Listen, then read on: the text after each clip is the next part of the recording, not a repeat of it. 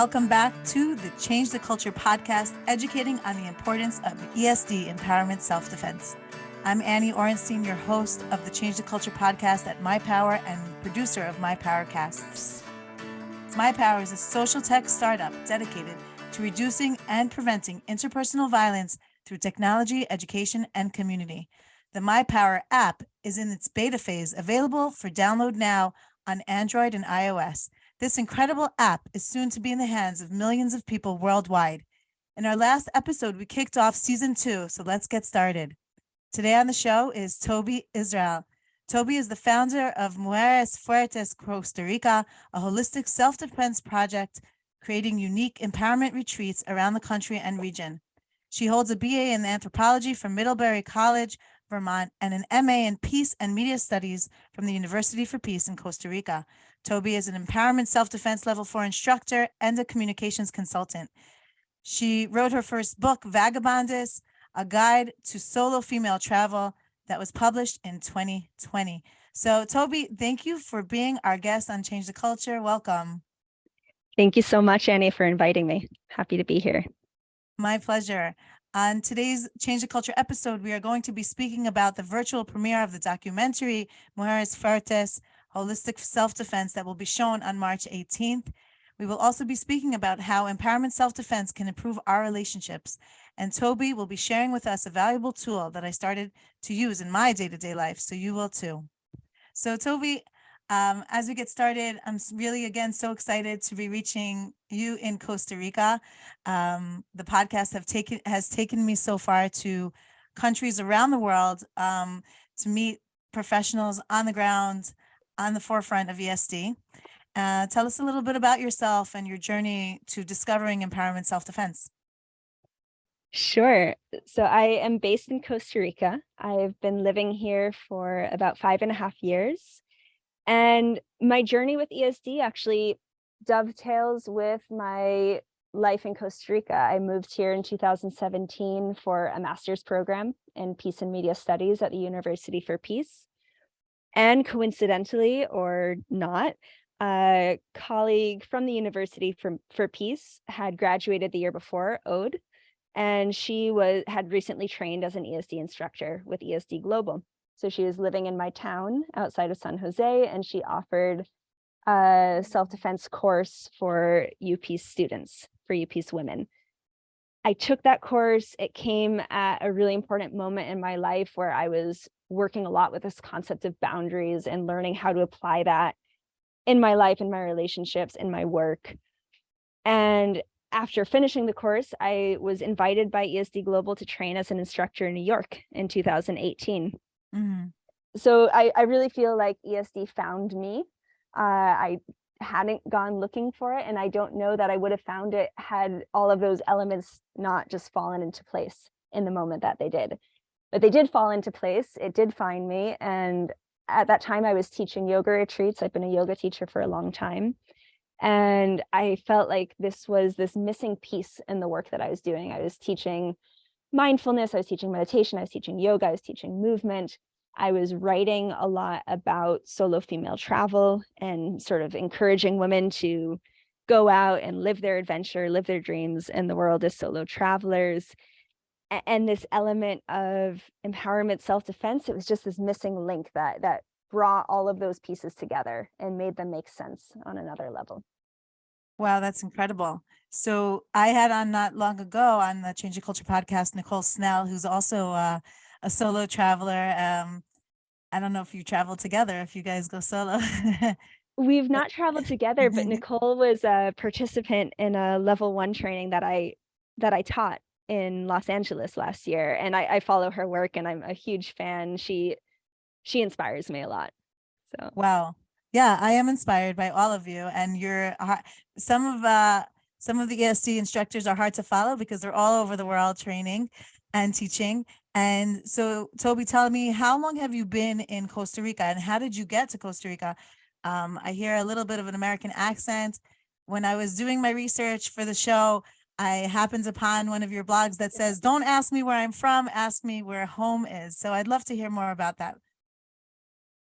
Yeah, I think I was mentioning to you before we started that I like the question a lot of where is home. So today, home for me is Costa Rica, but home is also Boston, where I was born. Home is Vermont, where my family has a home, where I went to university. Home is Israel, where my brother and his wife and my baby niece live. And home is wherever I have friends and loved ones who welcome me. But I was born and raised in Boston. I traveled nomadically for many years before coming to Costa Rica, and originally moved here just for 1 year, for a 1-year master's program, and wasn't planning on staying. I came with 2 suitcases, I think, for the year, and finished the program. Was very happy here. Didn't have anywhere else I needed to be. Decided to extend for a few months. A few months turned into a few years, and it's almost 6 years that I've been here now. That's amazing. So you've basically set down some roots there. Even though, I think that I see in front of me a lifelong learner who loves to travel and learn from every place you step foot in. You've established something really important in Costa Rica, which is Mujeres Fuertes. And can you share with our listeners how it got started? What does it mean? Yeah, I'd love to. Mujeres Fuertes means strong women in Spanish. Beautiful. And the project, I call it a holistic self-defense and empowerment project. Officially, it's a business now. We registered about a year ago in Costa Rica. But it has so many different pieces and branches that I prefer to usually call it a project. And it was born, I was living in a shared house in San Jose. I had recently trained as an ESD instructor, and one of my housemates came to me and she said, I really want to learn more of this. And, she had a story behind why she wanted to learn more. And I think a lot of my friends would like to learn more as well. What if we put together a retreat? And we gave the retreat the name Mujeres Fuertes, Strong Women. It was a Beautiful. Success. We did it again. And then with the pandemic, I suddenly had a lot of time on my hands at home, and I took the name and I turned it into a proper brand. I developed the logo. I started the pages on social media. A little bit after that, created a website, and I just sort of built out the concept from the series of retreats into a full business. Amazing. So tell us the slogan of Mujeres Fuertes. The slogan of Mujeres Fuertes in Spanish is Encuentra tu no, vive tu sí, which translates as find your no, live your yes. And it is the sort of underlying principle for me of everything that I do with empowerment self-defense. Something that I'll say often at the end of a workshop or the end of a course is, look, the invitation isn't to go out in the world with these tools and stay in the shell and just set up barriers or set up walls with everyone around us. The point for me is to know that I have the tools, that you have the tools to set the boundaries you need to set, to defend yourself if you need to defend yourself, so that you can actually go out into the world feeling more open, feeling more receptive, Mhm. feeling more able and more ready to connect with people more deeply. And so it's about that. Finding the no is about learning the tools to defend ourselves, to say no, to set boundaries, to trust our intuition, to use our voice, so that we can say yes to the things we actually want in our life. That's say beautiful. Yes to connection, yes to pleasure, yes to play, yes to trusting people. Wow. And this is the talk you gave at the last Virtual Violence Prevention Education Conference, our VPEC conference, back in December of 2022. The title of your talk was Yes to Pleasure, which is like a great title for a podcast, man. Like, Thank you. And that's wonderful. And it is something actually, when we talk about boundaries and we talk about the 5 principles of ESD, think, yell, run, fight, and tell. Last podcast I had on Antonella Spatola from Australia, and we went into it and we talked about the 5 principles, and we talked about setting boundaries and the opportunities that we can take to say no, and how to set boundaries with ourselves and others. And today, on today's Change the Culture podcast, we want to hear more also, if you can share with our listeners about how empowerment self-defense can improve our relationships.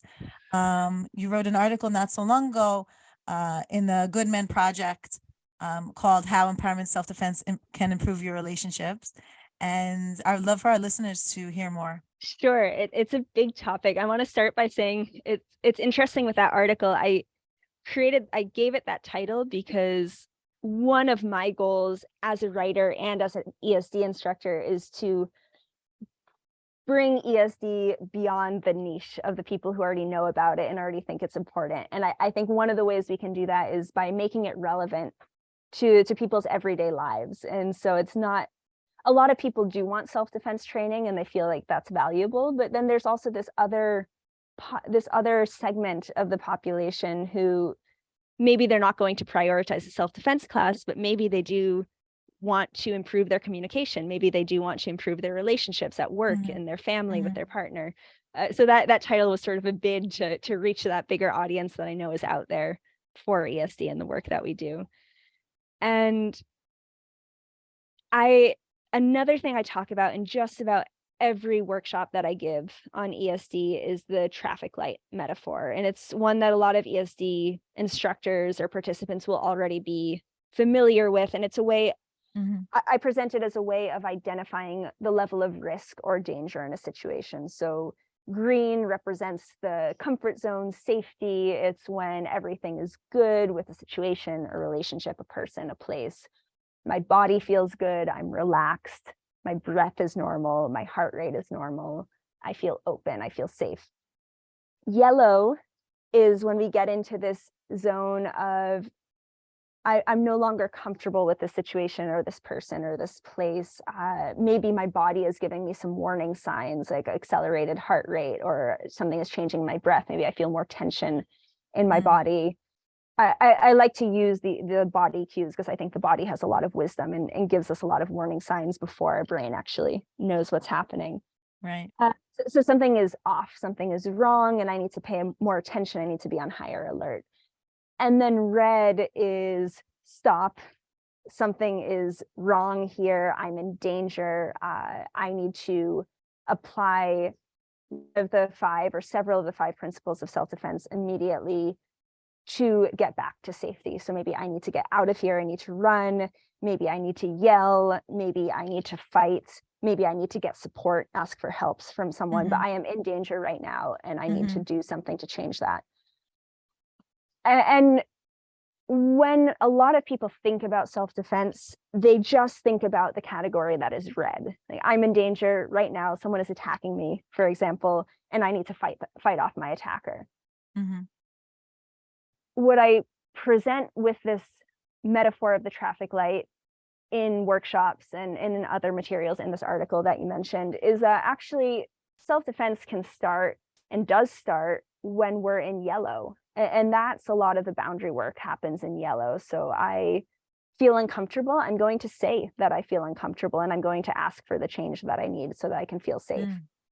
My intuition is telling me that something is off with this person. Maybe I leave. Maybe I leave the party. Maybe I go to a different street. Maybe I walk into a cafe and ask for help. But I listen to that voice of intuition and I make a change right there to interrupt a potentially risky or dangerous situation. So that right there, that's already self-defense. But we don't necessarily think of that as self-defense. We think of that as following the voice in our gut or setting boundaries. But setting boundaries is self-defense.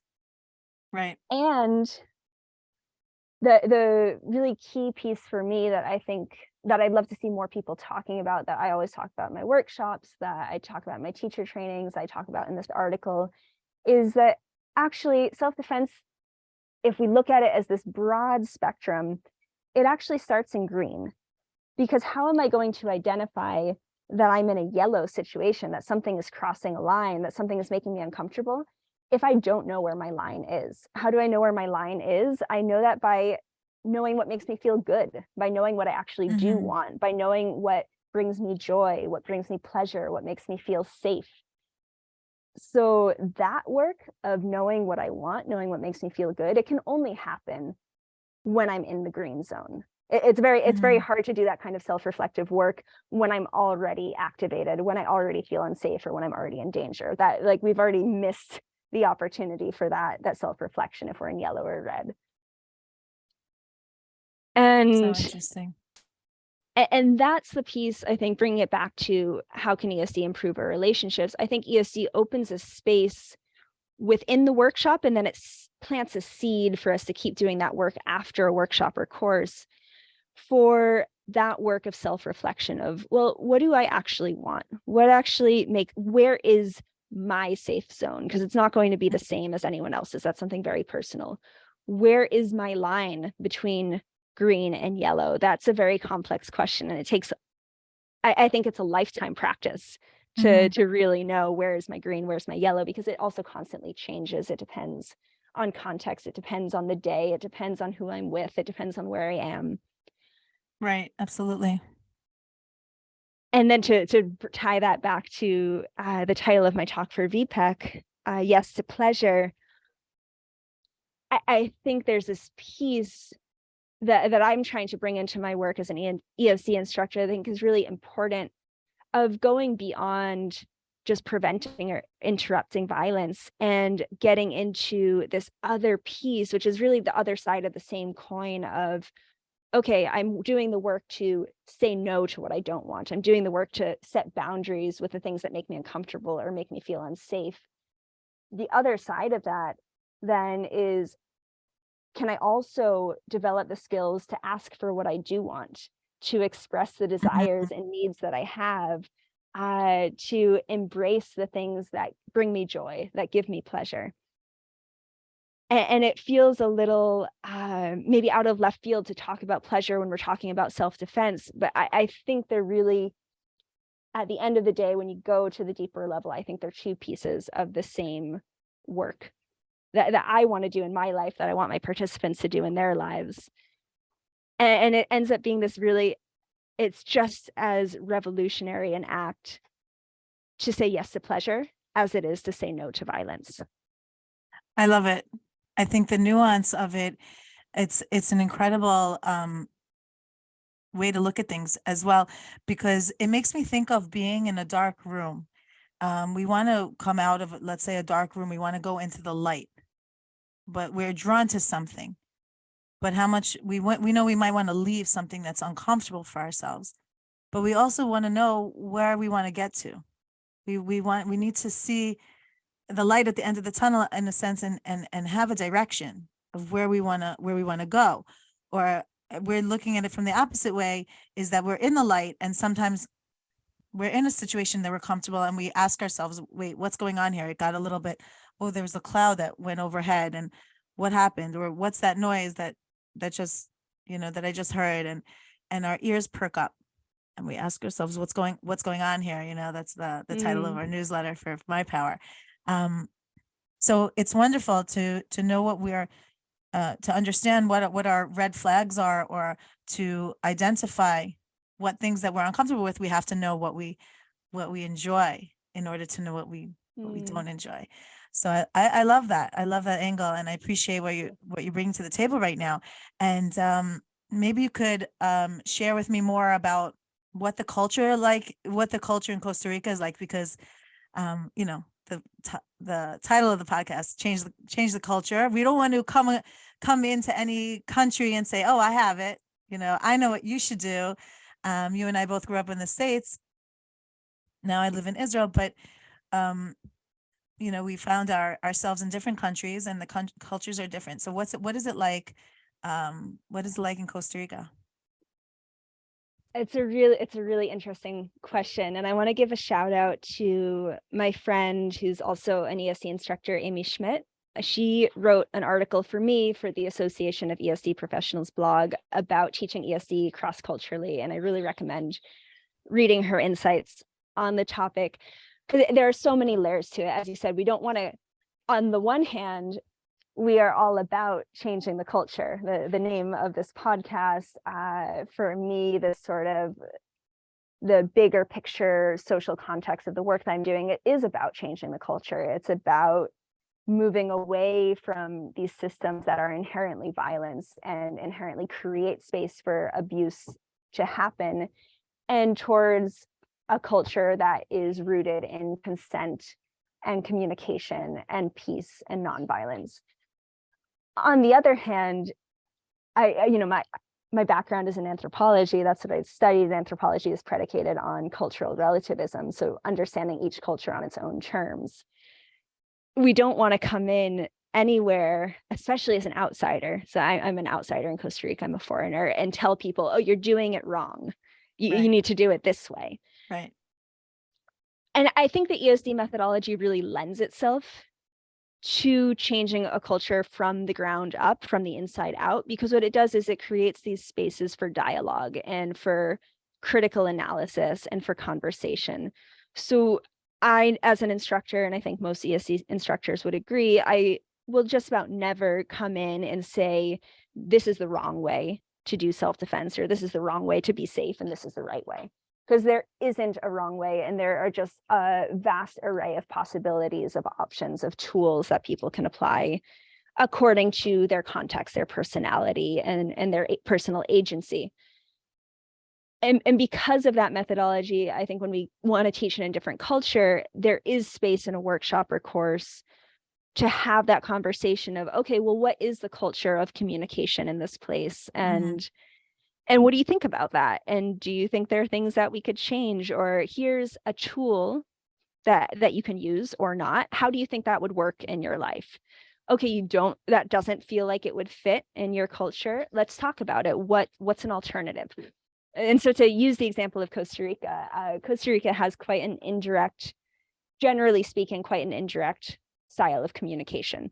And it's something that to this day really frustrates me because if I ask someone for anything, if they want to grab coffee, if they want to be a guest in a workshop or a course, if they want to participate in something, the most useful answer for me is a yes or a no, right? That clarity of yes, I want that, no, I don't want that.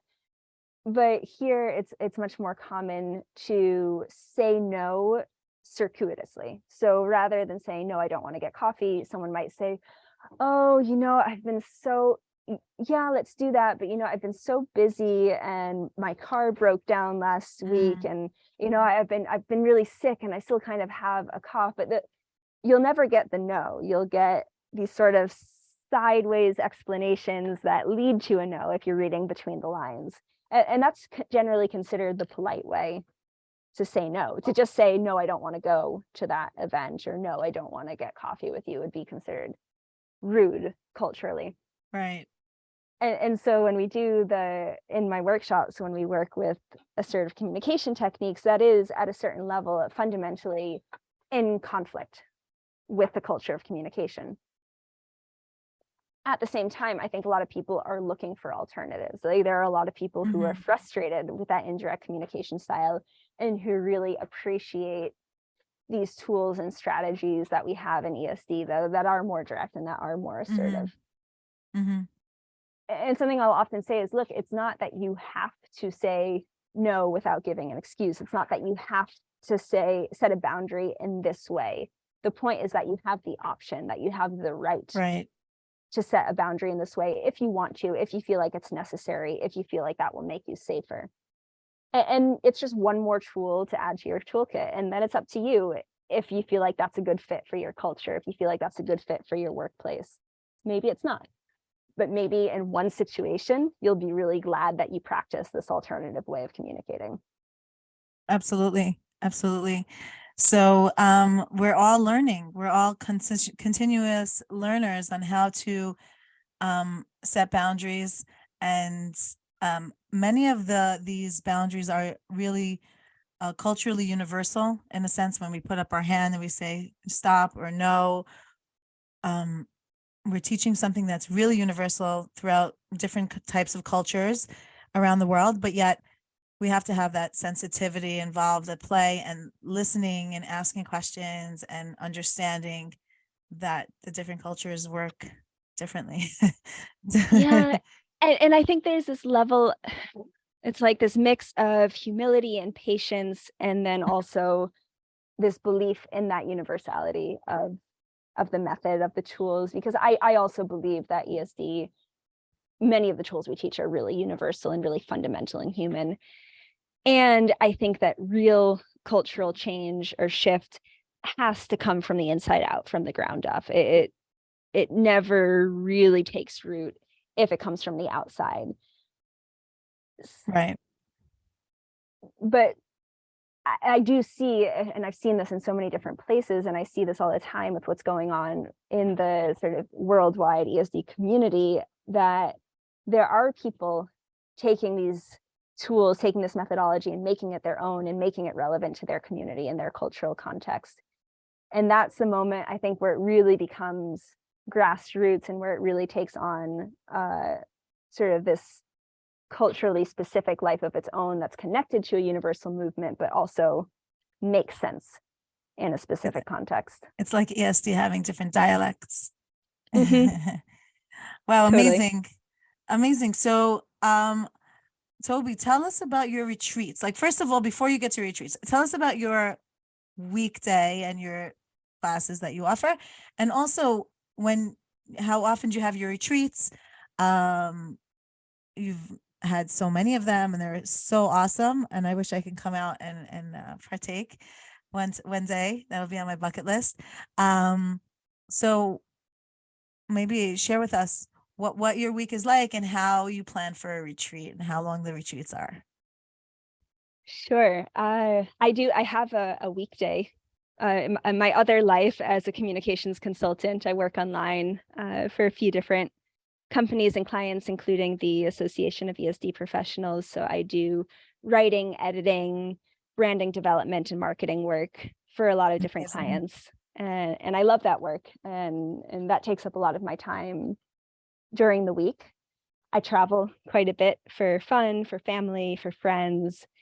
And then I'm one of few empowerment self-defense teachers in Costa Rica. There aren't that many of us yet. And so when I started teaching, I sort of had to find a way to get this into lots of different places without completely overwhelming myself, because I am just one person. I do have other work, and there are a lot of places that would like self-defense training in Costa Rica. And so one solution I found was to work with different allies or partners to give workshops in different parts of the country, shorter introductory workshops or courses. But the other solution was to do retreats. And the retreats that I give, nowadays they're mostly in Spanish.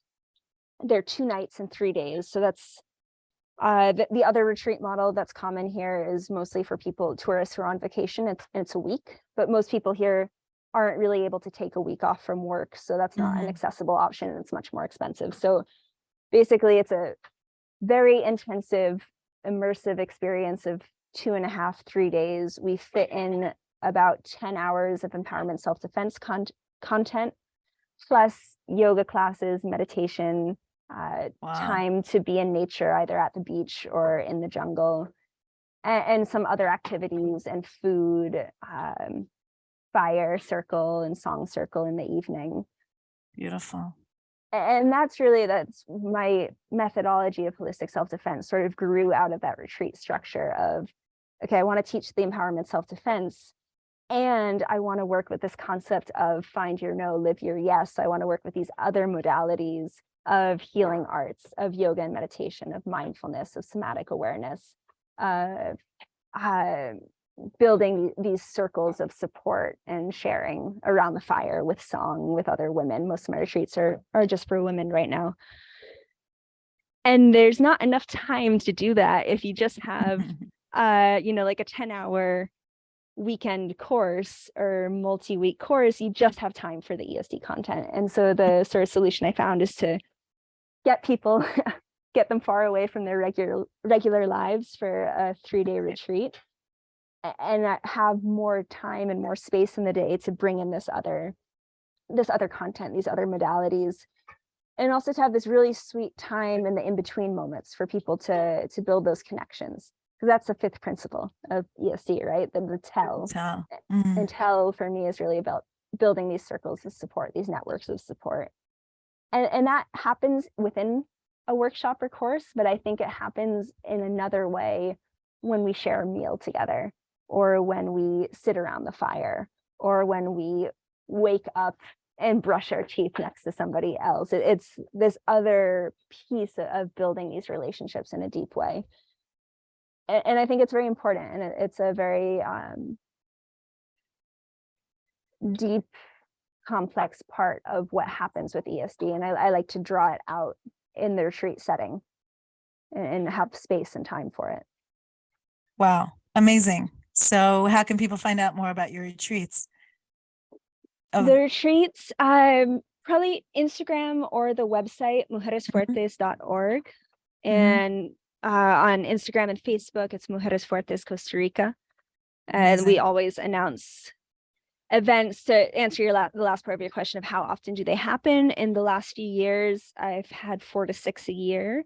This year is looking a little different because, and I think we'll talk about this in a bit, I'm shifting my focus towards scaling the project and training trainers. So I am having a bit less time to do these events and focusing on some other pieces.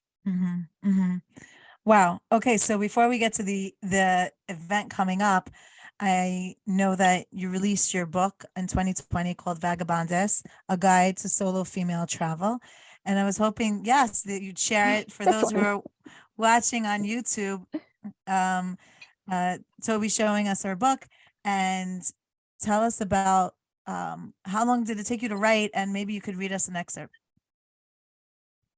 Sure. I wrote it very quickly, but in one way, I wrote it very quickly. I did a month-long writing challenge called NaNoWriMo. So you take the month of November and you write, I don't even remember, something like 1,500 words every day. And at the end of the month, you have the first draft of a manuscript. In another sense, it took me years to write because I drew on content that I had been writing about solo female travel for 5 years before then. So depending on how you track it, 1 month, 4 or 5 years, it is sort of the culmination of years of writing about the theme of solo female travel, women's empowerment, adventure, and freedom, which incidentally are all of the themes at the core of my work with Mujeres Fuertes and the empowerment self-defense that I teach. Interesting thing about this book is that I crowdfunded the publishing process.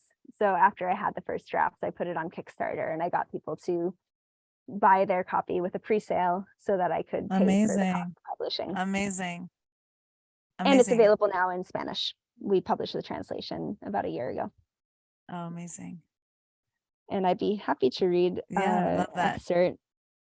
And this is from the chapter, everything happens in the right moment, right? Because I originally had the idea for the book a few years before I actually wrote it. And at that point, I hadn't discovered empowerment self-defense. I hadn't trained as an instructor. And then I had other things going on. I didn't have time to write the book. When I finally sat down to write it, it was a different moment in my life. I had been teaching ESD for about 1.5 years. And so this chapter on self-defense only exists because I wrote the book at the moment that I wrote it. Amazing. I'm going to read just a little bit more than what we talked about. This is about the darker archetypes that we explore in empowerment self-defense. I believe there's an element of unlearning conditioned behaviors behind this work in self-defense and solo travel. Girls should always be polite. Girls shouldn't yell or fight or show aggression. Girls should defer to the desires of men. Girls shouldn't get angry. The foundational pillars of the patriarchy, in short. There is a place for politeness, kindness, softness, and gentleness. When I feel safe and at ease, I prefer to live and relate with an open heart and a big smile. However, when we teach girls to never fight, never get angry, never say no, never be wild, we raise a generation of women who struggle to defend themselves, women who cannot yell, fight, and raise hell when their survival depends on it. Wow. That's so powerful. That's so powerful. I'm so happy that you shared that. And and I'm hoping to put in the show notes, how people can get the book, A Vagabondess, A Guide to Solo Female Travel. And now one of the really exciting parts of something that you're working on really hard, is your documentary premiere. Yes, that's one of the Yay. reasons I'm not doing so many retreats this year, because we have been in full post-production of a documentary about holistic self-defense and the work that we're doing in Costa Rica. Wow. So that's, we're saving the date for Saturday, March 18th, right? 11 a.m. Costa Rica time, 12 noon Eastern Standard. So tell me about the documentary and where did this idea come about? Sure. The documentary is all of the content for it. We shot in 2 weeks in 2021 when we did an empowerment tour of Costa Rica. And that came from that same feeling of, oh gosh, I can't be everywhere at once and I want to give workshops all over the place.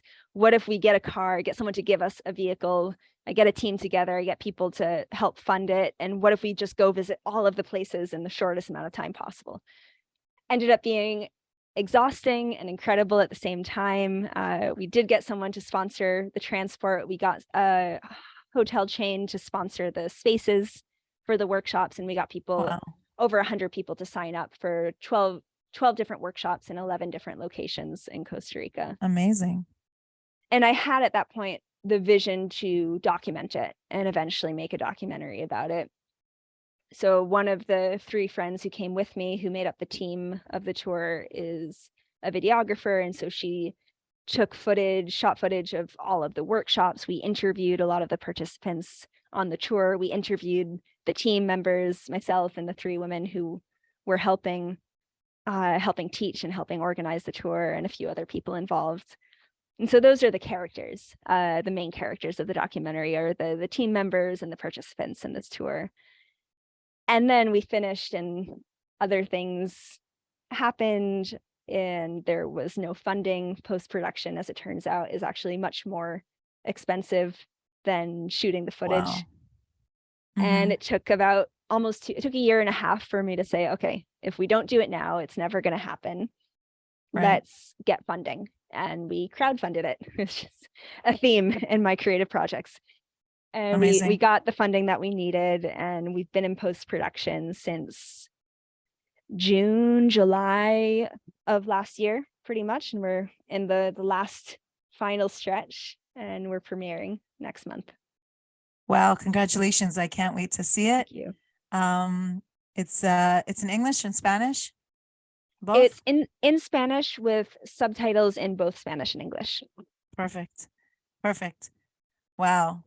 So good luck with that. And again, I'll put in our show notes how people could have access to that, that release, the premiere on March 16th.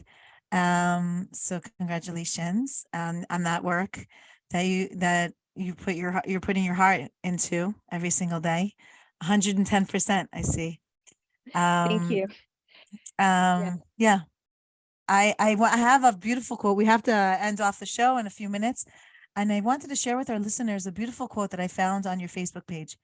It says, when one of us heals, we all heal. When others heal, I heal. When we repair our communities, we repair the world. When we repair the world, we heal ourselves too. That is the true core, for me, of this empowerment self-defense work you hear me talking about all the time. And it is the deepest layer of the story we will be telling in our documentary about violence prevention and empowerment self-defense in Costa Rica. Wow. Amazing. So Toby, in closing, I mentioned earlier on that the My Power app has just launched the beta with 21 lessons on we're making empowerment self-defense available throughout the world. Why is this so important? Why is this so important to you? I think it answers the same question that I brought up of how can I reach more people? How can a few ESD instructors be in so many places at once, because there is so much demand and so much need for empowerment self-defense training all over the world. And we're doing that in other ways, right? By training more trainers and getting ESD, this methodology, into more communities all over the world.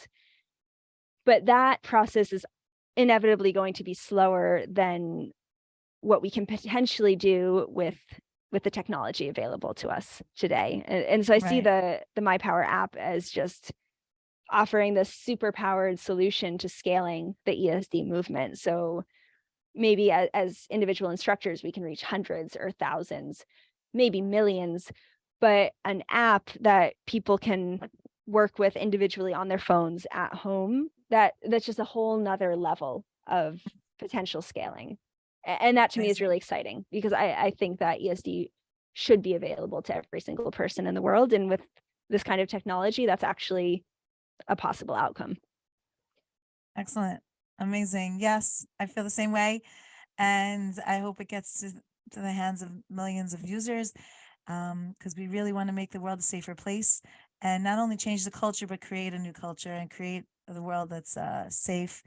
Tell us, Toby, how can we reach out to you? And if there's anything any last message or anything else that's coming up that you want to share with our listeners before we close the show?